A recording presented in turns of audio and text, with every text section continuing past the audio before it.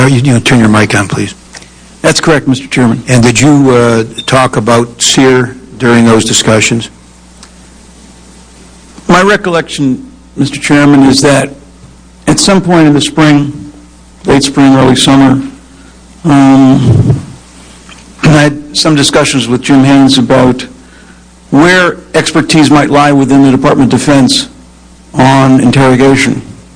The sense I had and others was that the Department of Defense had been out of this business for a long, long time, at least since the Vietnam War, and that there wasn't a skilled cadre of interrogators outside of the law enforcement context, the AFOSI, NCIS, or Army CID. And I think those folks, at least Army CID, were already being used for their expertise in trying to develop effective interrogation methods.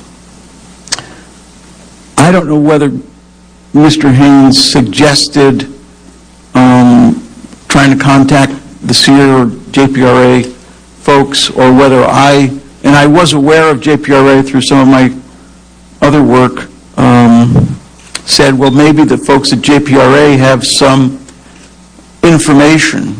There's got to be some scholarly professional literature on the subject, and perhaps they have some. Is that what he said? No, I think I said, all right, at least that part about finding historical, scholarly, professional journals, medical journals, psychological journals that may be in existence. I assumed that this stuff was still actively being investigated, analyzed, pursued by professionals. Was it after those discussions with Mr. Haynes that you talked to Colonel Baumgartner? I don't remember who I contacted at Fort Belvoir. Did you talk with Colonel Baumgartner after you had discussions with Haynes? I talked to someone at Fort Belvoir in JPRA, yes. You don't know that it was Colonel Baumgartner? The name, it could have been. Right. I'm not suggesting it wasn't. I think I talked to two people. You're saying that you can't remember whether or not those requests that you had or in the conversations with folks at JPRA were based on Jim Haynes' request to you. You don't remember that? Oh, no, I think they were initiated by that. Oh. As to whether specifically he said, contact JPRA, I don't know. He may have said, can you think of anyone who might have information on this subject? Gotcha. And was this effort because there was some frustration with the lack of intelligence that was coming up? That's the sense I got, not just from that discussion, but in previous meetings I was at, that I attended, that generally of our office, where there was discussion about progress or lack of progress in exploitation of detainees. Now, Colonel Baumgartner, in your written testimony, you say that Mr. Schifrin called and asked you in July of '02 for information on the use of physical pressures in SEER training.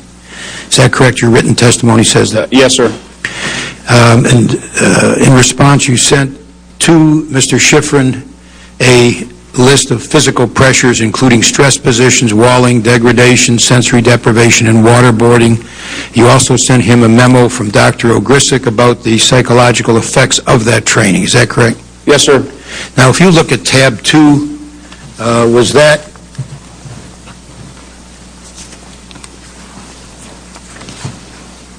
your memo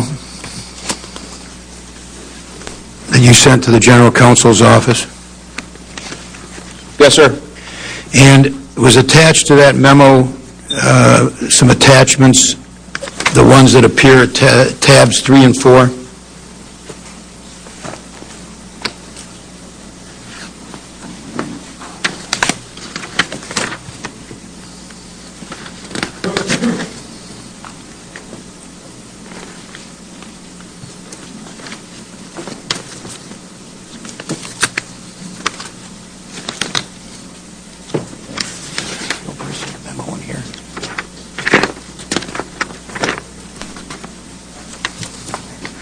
There are actually 3 tabs, but these two were... Those two were 2 of the attachments. Yes, sir. Is that correct?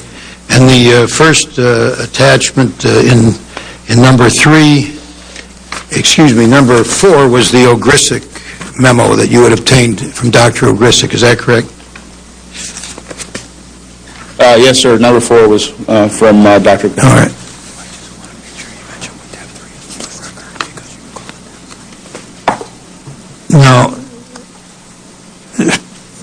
3 is a memo entitled Physical Pressures Used in Resistance Training and Against American Prisoners and Detainees. Is that correct?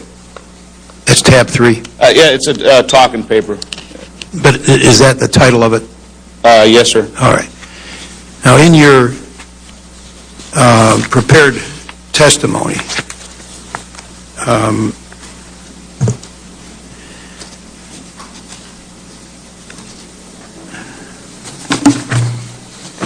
all right, let me just turn to Dr. Ogrisseg here.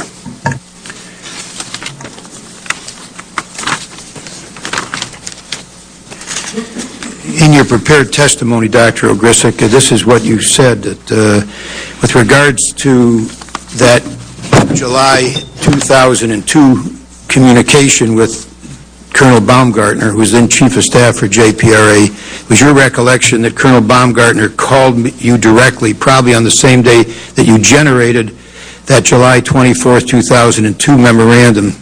He indicated he was getting asked, quote, from above, about the psychological effects of resistance training.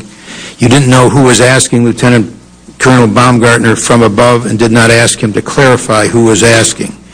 You recalled reminding Colonel Baumgartner in general terms about the program evaluation data that you had presented at the SEER Psychology Conference. And you also indicated on page 4 of your written testimony that you told Colonel Baumgartner that waterboarding was completely inconsistent with the stress inoculation paradigm of training that we use. It was more indicative of a practice that produces learned helplessness, a training result that we tried strenuously to avoid. The final area I recall Colonel Baumgartner asking me about were my thoughts on the use of the waterboard against the enemy. You responded by saying, wouldn't that be illegal? He replied that some people were asking from above about the utility of using this technique against the enemy for the same reasons I wouldn't use it in training. I replied I wouldn't go down that path because aside from being illegal, it was a completely different arena that we in survival school didn't know anything about. Is that your written testimony? Yes, that is. Is that accurate? Yes, sir. And Colonel Baumgartner, do you remember that? Yes, sir, I do. All right.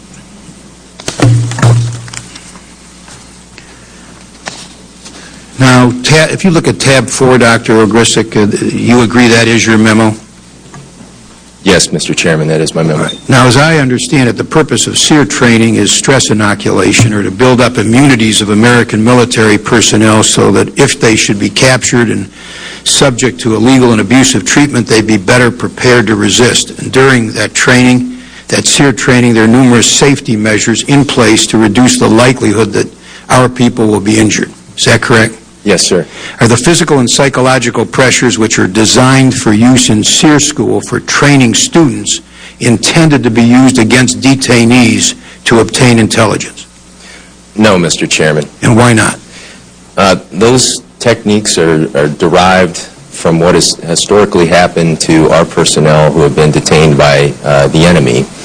From those we derive some learning objectives and some situations to put students through so that we can test their decision-making building and also use some of those strategies to increase their resistance and the confidence that they would be able to survive if they are subjected to them.